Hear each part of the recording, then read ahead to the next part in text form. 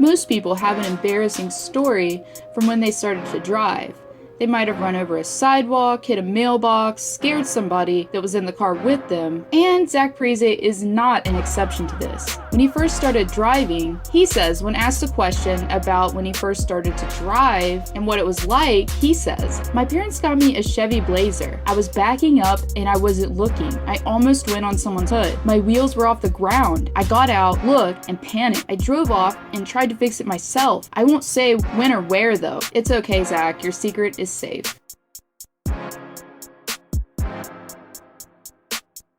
When asked during an interview for ESPN in 2007 what he did after he signed a 4-year, $12.5 million deal contract with the New Jersey Devils, meaning what was the first thing that he really bought, he says, "I'm going to get a new car. I'm going to treat myself, and I'm getting an Audi S5, 2-door sports car. I have to wait till the automatic comes out because I can't drive standard." Most guys with nice cars enjoy driving a standard because the quality of the drive is way better than an automatic. Zach Parise doesn't even know how to drive one. And while the reporter basically tells him it's sacrilege to get a car that's automatic, he says, "I know, but everyone I talk to says you don't want to drive an automatic in all this New Jersey traffic anyways. So, I know it won't be as fun, but it's still a nice car." Well, I guess you have to have an excuse if you can't drive one, right?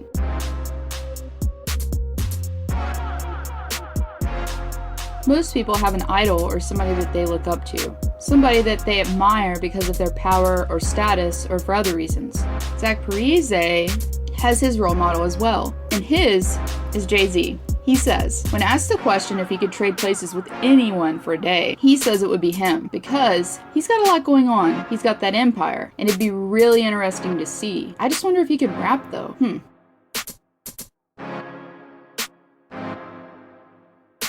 Most players attend Shattuck St. Mary's for one reason, because it's going to help boost their hockey career. Nathan McKinnon, Sidney Crosby, the list goes on. Zach Parise also attended, and of course he played hockey, but he also played golf. He says he was on the Shattuck St. Mary's team for 3 or 4 years, and he also played a lot of tennis growing up as well.